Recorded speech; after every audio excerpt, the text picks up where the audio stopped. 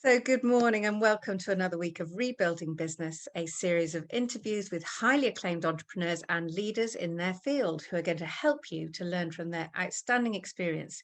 We'll be posting bite-sized coffee break interviews each day of the week with our specialist to help you to build a more successful business and to weather the turbulent times that we're going through. So this week, we're really proud to have Britain's best boss, Chris Brindley, MBE. Morning, Chris. Good morning, Lily. How are you? I'm very well and really thrilled to have you. Just to share with our listeners and our viewers a little bit about you.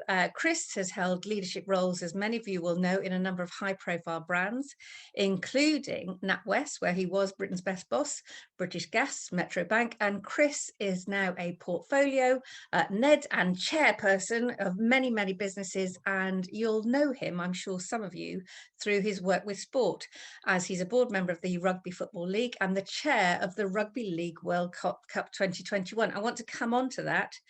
You're also a senior Ned, Chris, aren't you, of Manchester Football Association at the moment? I am. I've been on the board there for 8 years. I was the first non-executive director at any county football association. And sadly, the events of this week show that maybe the Central FA have still a long way to go in terms of coming into the modern world. Yes, we could do a whole series just on that, couldn't we? The challenges at the moment of, it is time to wake up and join this century. I think you quite pride yourself on not being a theorist, but more of a skilled pragmatist and experienced practitioner. Would that be fair to say?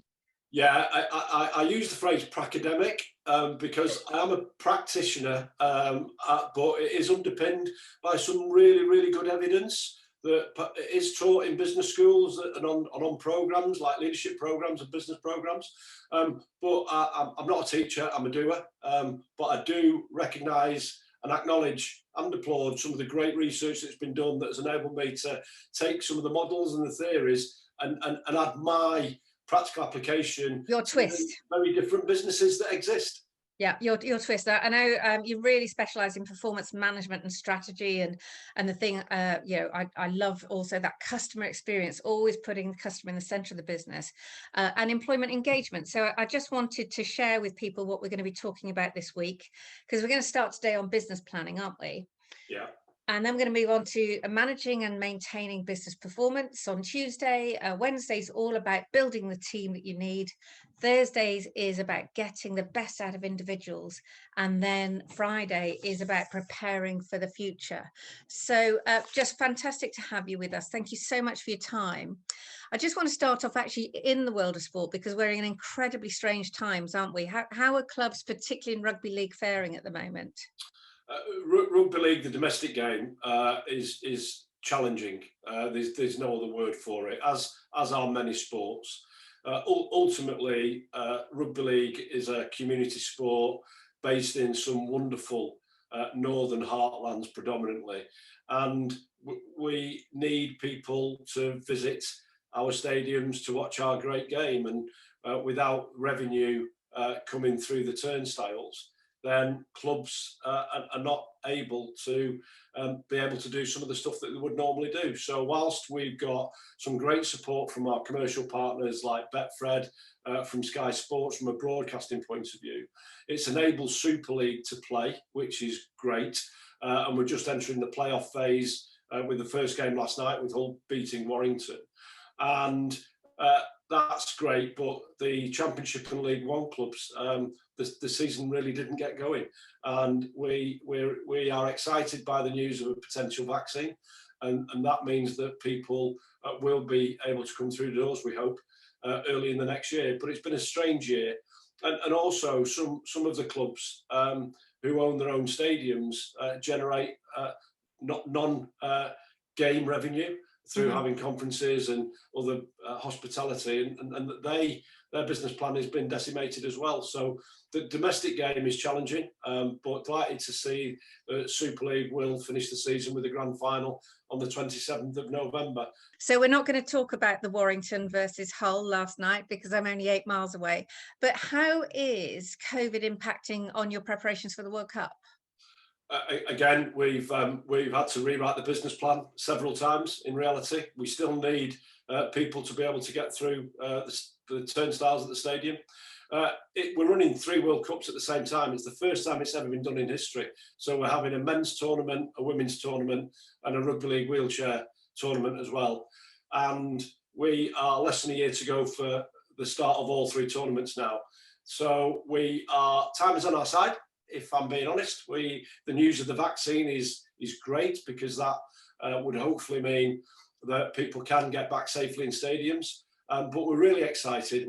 We are ploughing on, but we are mindful of all of the issues around future testing and travel and quarantine and everything else. But we're confident it's going to go ahead, and it is going to be the best ever Rugby League World Cup ever seen across the world. Brilliant. Now, all of that takes a massive amount of planning, which is a lovely segue into our subject today, because we've spoken quite a bit in the past, and you've often shared those simple business models that you think are really relevant. Which models in particular do you find really useful? The 2 that I have used in my 30 odd years being involved in business are Pestle and SWOT. So if I take Pestle first, Lillian, it is familiar with lots of people, but maybe I'll just give my take on some of the headings and perhaps what people watching this maybe want to look out for. The P for Pestle stands for political.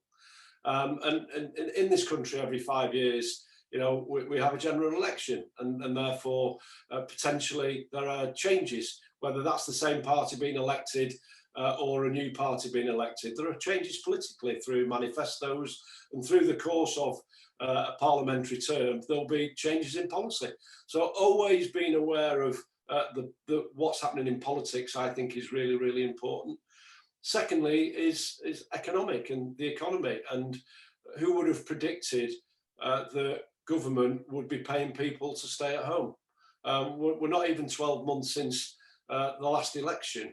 And I believe that if you look at the manifesto of the Conservative Party, which got them elected, and actually what policy they've had to put in economically because of the pandemic, it's more akin to the Labour Party manifesto.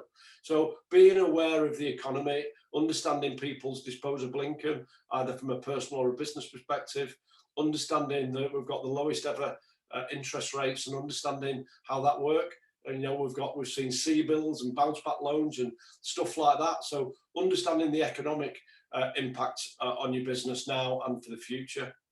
Actually, Chris, can I come in there? Because that's one thing that really irritates me sometimes when I watch the media, when they're challenging a politician and saying, but you've changed your mind, you've done a U-turn.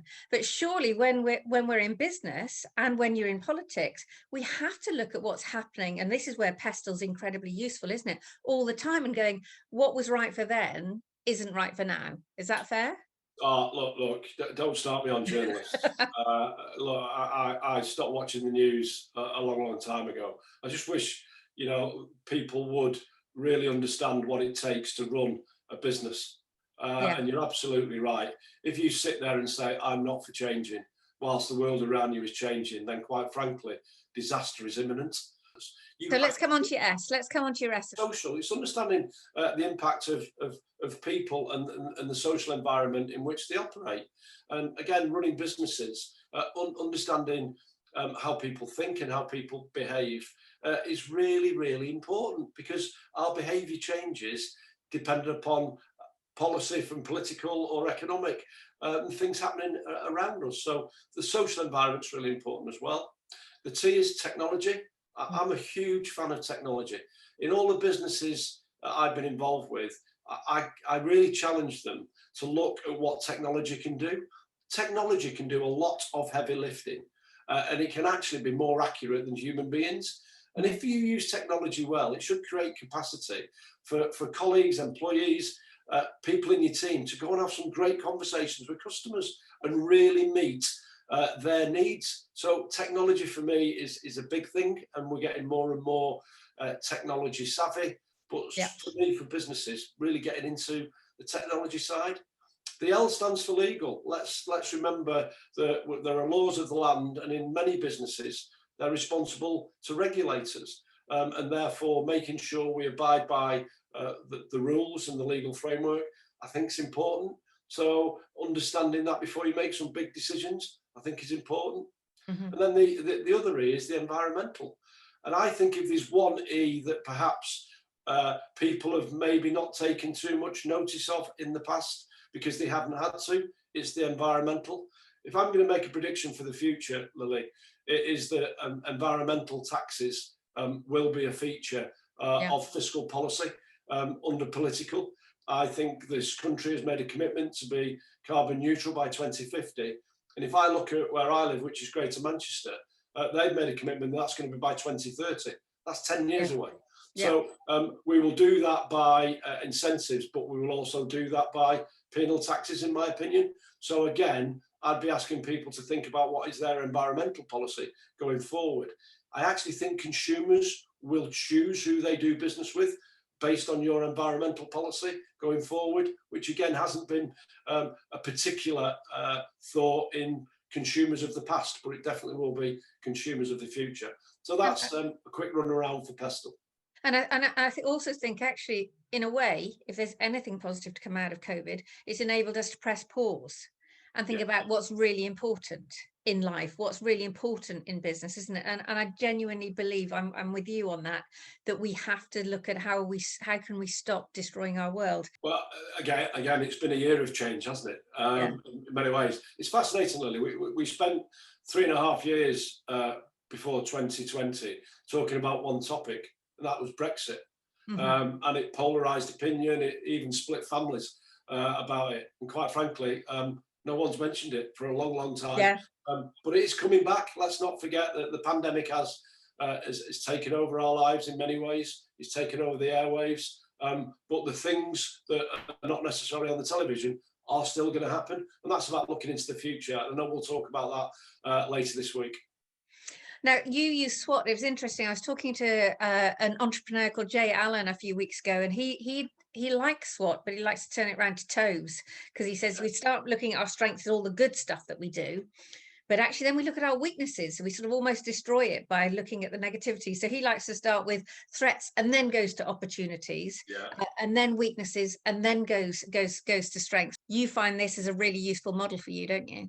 I do, and I do toes as well as SWOT, because it's absolutely what I see businesses in the past that have been decimated by just focusing on the strengths. Let's take Woolworths, let's take Kodak, let's take Blockbuster, and various organisations that were leaders in their field at the time, but actually didn't look into the future.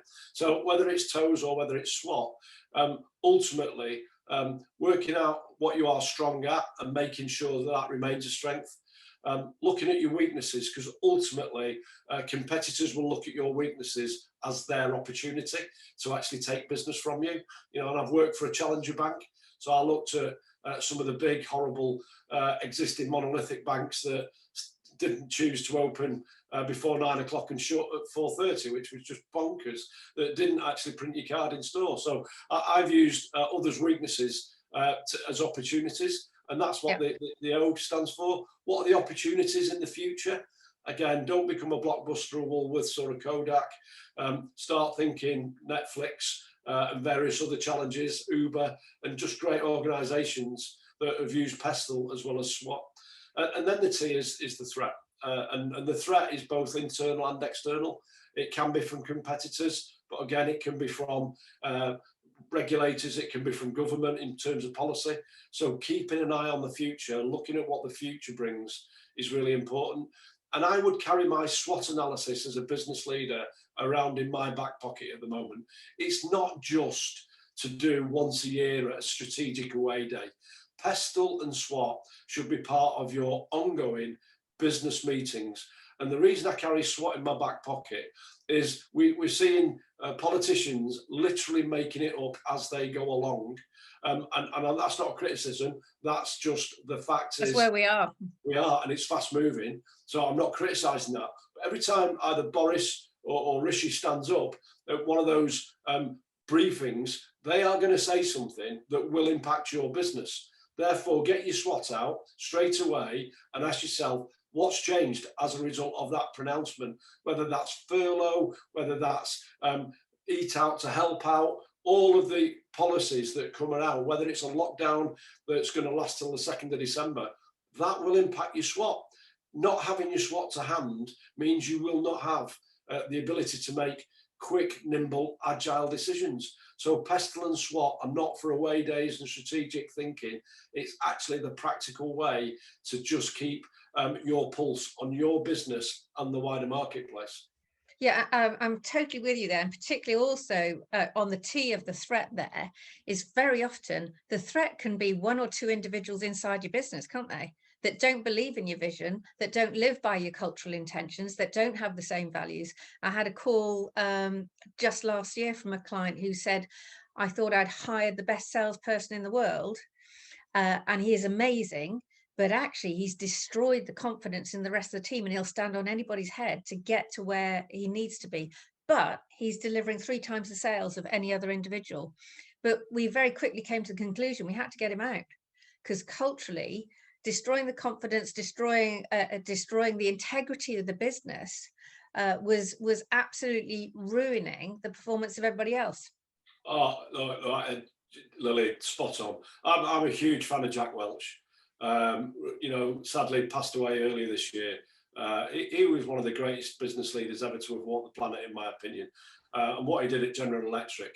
And he used to sit there and say, if your numbers are brilliant and your values are appalling, the good news is you get to work somewhere else because you're not ruining what we care about. Good man. Finally, I wanted, before we finish this morning, one piece of advice that you would share to help those businesses that can't necessarily pivot. If we look at things like pubs, yes, we had the Eat Out to Help Out.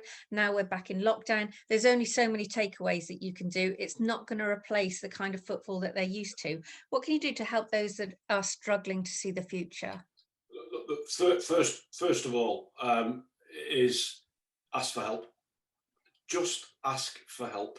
There are lots of people, and the thing I really love about you, Lily, and what Morgan James do is actually get people together.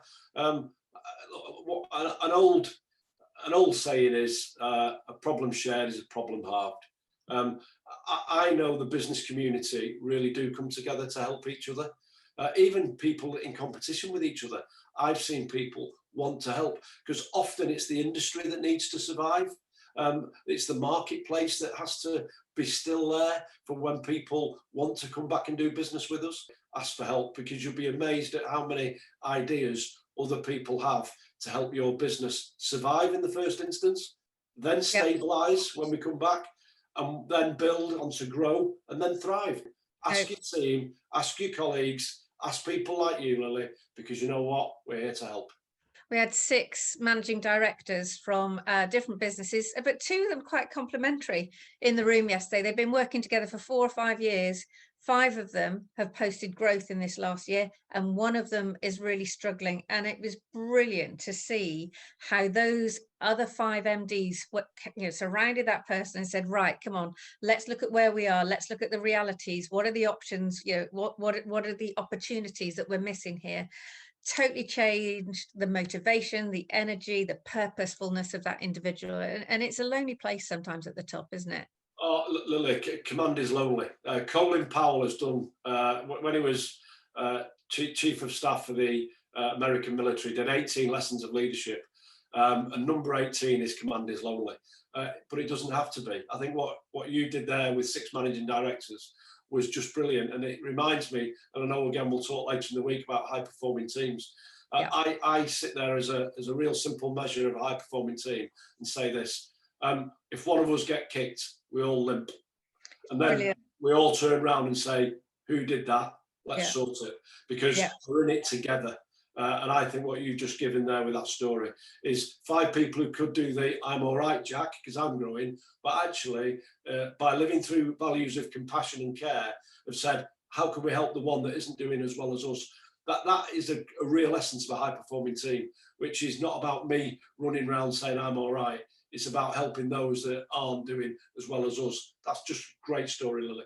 Fantastic. Chris, it's been lovely to talk to you this morning. I'm going to see you tomorrow morning on Tuesday. We're talking about managing and maintaining business performance. So thanks very much. I'll see you in the morning. Cheers, Lily. Thanks very much. Take care. Thanks. Bye. Bye.